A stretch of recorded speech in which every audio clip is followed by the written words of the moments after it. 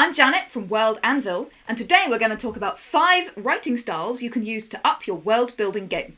Whatever you're world building for, changing up your writing style can be a great way to be more productive, visit aspects of world building you might otherwise miss, and get really inspired or get re-inspired about your world. So guys, are you ready? It's time to light up the forge!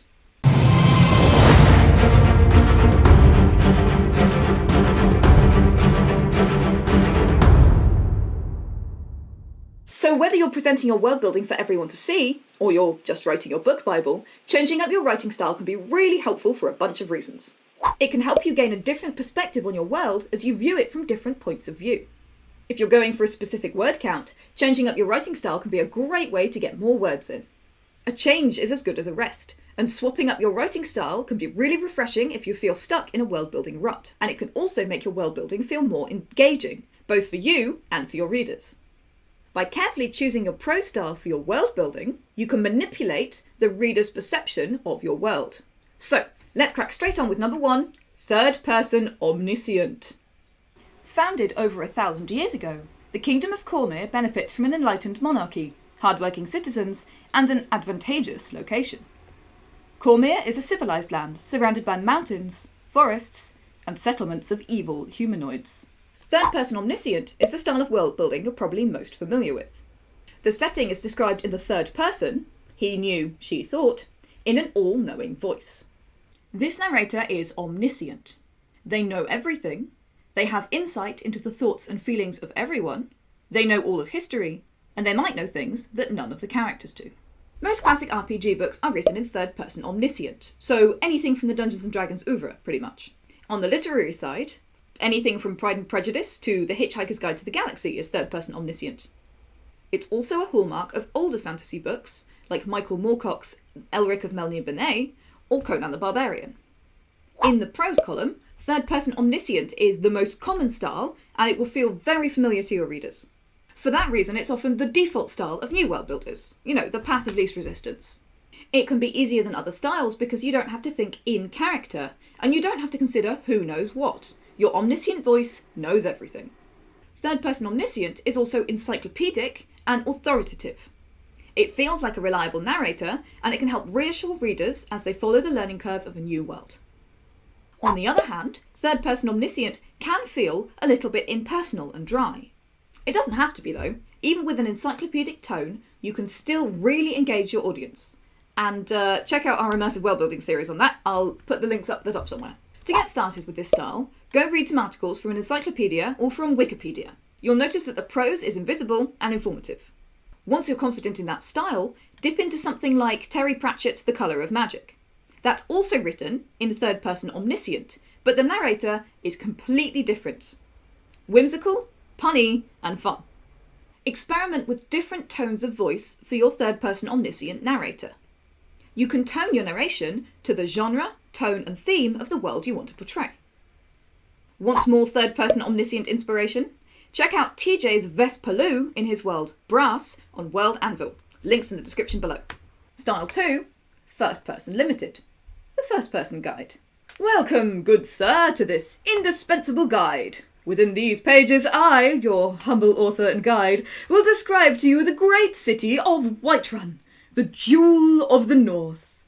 Whiterun offers numerous diversions for the man in search of adventure, fortune, and companionship, whether for a night or a lifetime. The city is graced with not one, but 2 worthy taverns, and there are maids and wenches aplenty. So what is it? First-person limited is narrative from a single point of view, which is limited to that person's experiences and viewpoint. In world-building terms, it's the personal guided tour, even if the narrator is not specifically named.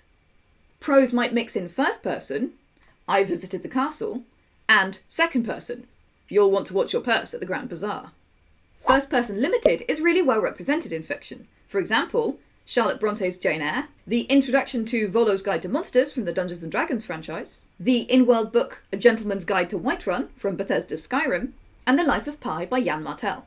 In the prose column, First Person Limited is a great way to have a rich and engaging narrative voice. It also gives a boots-on-the-ground perspective. It helps your readers and players understand what the world is like for those who live in it, and this can be incredibly interesting and engaging for your players and readers. Because it's an in-world voice, it can also be very immersive, and you can use conlangs or conslangs, that is, idioms, speech patterns, or in-world swearing, to increase that immersion even more. In the cons column, you can run into the problem that a first-person limited view can feel very subjective. It doesn't feel like a reliable narrator, and you can never tell if the person is lying or telling the truth. Another possible problem is that your narrator won't know everything. Their view is limited, so you'll have to think outside the box when you're trying to convey information. When you're starting out with first-person limited, begin by thinking about what you want to show about the world.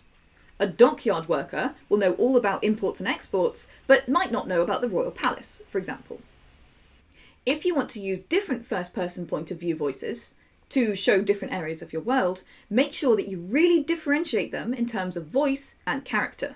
First-person limited also works best when the narrative voice has a strong personality. Play around with a few different kinds of writing, or go to your local cafe and have a little bit of an eavesdrop to get some good character quirks for your narrative. Including the narrator's preferences and biases is a good way to start with that. You can also use conslangs and conlangs to set them apart even more. If you want to show information outside your first-person narrator's knowledge or experience, consider including them as secrets, tall tales, rumours, or urban legends. But maybe you don't want to write a whole article in first-person limited. In that case, what about interspersing quotations of a first-person limited voice to give more colour and engagement to your article? Want more inspiration for first-person limited writing? Check out Brandon Rockwell's article Safid, which is in the links below. Writing Style 3, Epistolary Style. Captain's log, stardate 8390. We're in the third month of our Vulcan exile, and it was Dr. McCoy with a fine sense of historical irony who decided on a name for our captured Klingon vessel. And like those mutineers of 500 years ago, we too have a hard choice to make. So what is it? Epistle is the Latin for letter, and epistolary style can refer more widely to any in-world documentation, like letters, newspaper articles, and journal entries. Examples of this writing style crop up all through literature: Bram Stoker's Dracula, Stephen King's Carrie, or The Martian by Andy Weir. Computer games often use journals or letters in their quests to provide more information or give objectives. Bethesda Skyrim is a great example of this. In the prose column, letters and journals are a great way to drop exposition into the narrative, which is why they're used so often in computer games. Epistolary quotations are a great way to add a little bit of extra personality to your narrative. You can use in-world mood, attitudes, or conslangs in your journals or letters to give even more personality to your writing. That'll highlight those aspects of your world building even more. In the cons column, if you're using multiple different letter or journal writers, you're going to have to make sure that their voices are varied enough so they don't seem contrived. You'll also have to make sure that there's enough relevant information to the article that you're writing so they don't seem too spurious, too irrelevant, and your readers don't get bored. When you're starting with epistolary style, consider a few different writers and how they might convey information in letters, journals, newspaper articles, or other epistolary documents. Also, make sure you consider the form and the situation that the POV writer is writing in. A lab report won't be written in the same kind of language as a love letter, or an angry letter of resignation, for example. Another tip is to consider a dramatic situation that your POV writer is writing from. This will add more conflict and dynamic to your world-building articles. And finally, experiment to get a good balance between an info dump of information and other details that the writer includes. The perfect blend will stop documents feeling like an info dump, but will keep the reader on track without going too much off topic. Looking for a bit more epistolary inspiration? Isaac Walker frequently uses quotes from Hadan's Guide to Summoning, an in-world book, when he's writing about his deities on his World Anvil world. You can check that out in the description below. Writing style number 4, Myths and Legends! This is the story of a time long ago, a time of myth and legend, when the ancient gods were petty and cruel, and they plagued mankind with suffering. Only one man dared to challenge their power: Hercules. So what is it? We're talking about in-world stories here. That's stories within stories, and they might be myths, legends, epic tales, or songs. Examples from our own world might include Robin Hood, the Odyssey, the ancient Greek myths, as well as things like urban legends, haunted videotapes, or crocodiles living in the sewers. Examples of fictional worlds which use a lot of myths and legends include worlds like Patrick Rothfuss's world in the Kingkiller Chronicles. Rothfuss richly weaves songs and stories into his narrative prose and uses them to create history and foreshadow his plot points. Tolkien's Tom Bombadil is another great example of a character who sings an awful lot and imparts information through his songs. And of course, J.K. Rowling uses stories frequently in her Harry Potter series. And she even published a book, The Tales of Beedle Bard, which was in-world myths and legends told to children as fairy stories. In the prose column, legends, myths and songs are a great way to introduce cultural, religious and historical aspects to your readers of your world building. They offer a really entertaining change in style for your readers to keep them engaged. Myths, legends and stories can also help you bring thematic elements into your world, help you reinforce your genre, or reinforce elements that you want to bring to the fore, be that love, death, history, drama, or other conflicts.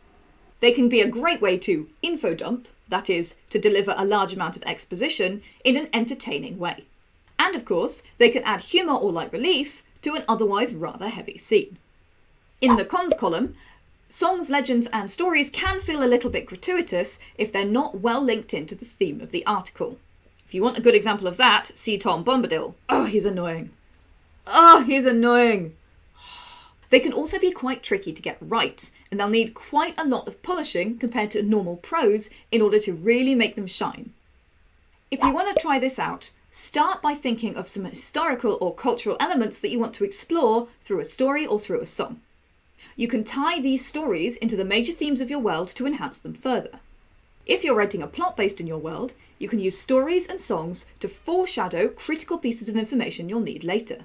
Supernatural beings like deities and demons really give themselves over to this kind of treatment. You could write an origin story, for example, or how about a hymn of devotion for context? And don't forget, myths and legends don't all have to be serious. For example, you can use a funny song as light relief after a heavy scene or to break up a serious article. One example of this could be a satirical song about a political figure. My last tip is that you don't have to be musical to write a song. Give it a regular rhythm, throw in a rhyme scheme, and maybe include a chorus line or two, and that'll feel completely song-like. And remember, if you are musical, you can embed Spotify and YouTube tracks straight into your World Anvil articles, so everyone can hear what your songs sound like.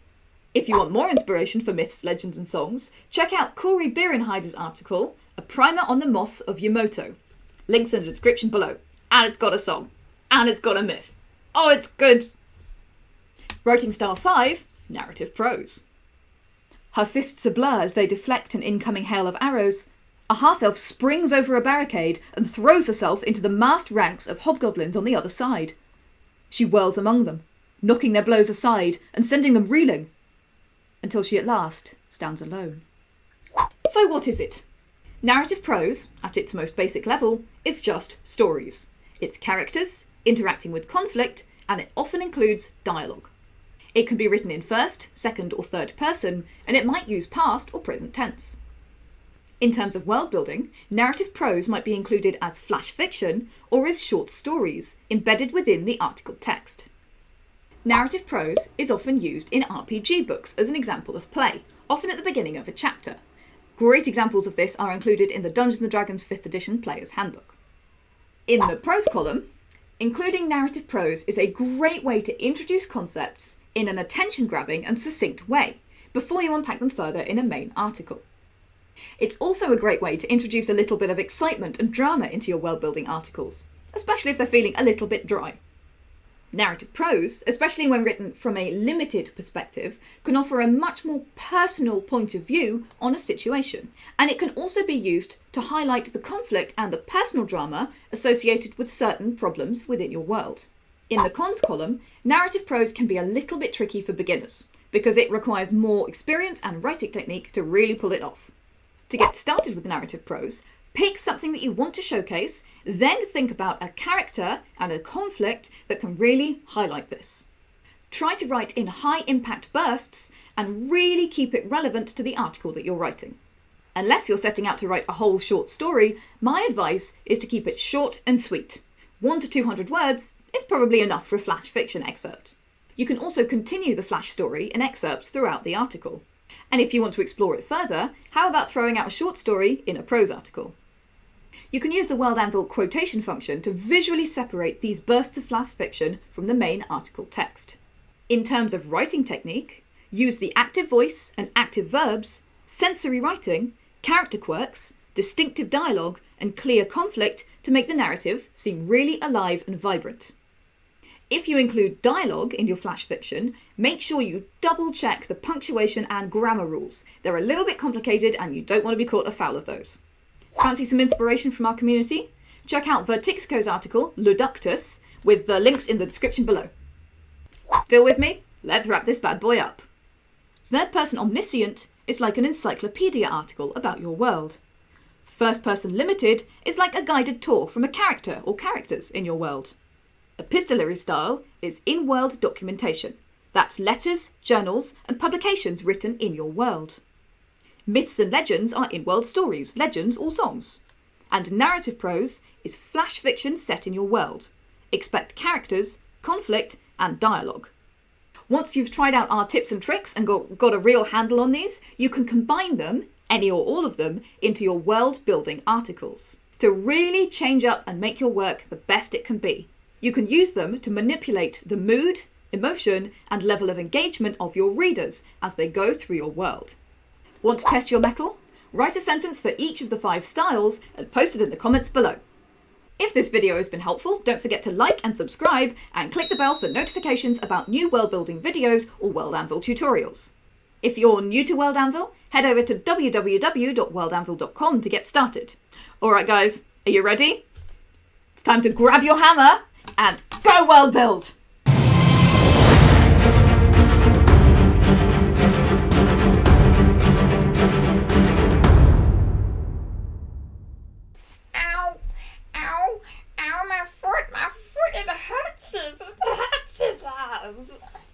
Incoming hail of arrows, a half-if. Half-if? What's a half-if? Half-if. Presenting. Are you presenting? And it can also. So what is it? It's falling. That's what it is. It's falling. Okay, so if I have a mothball in this hand and a mothball in this hand, what do I have? The undivided attention of a male moth. I did it!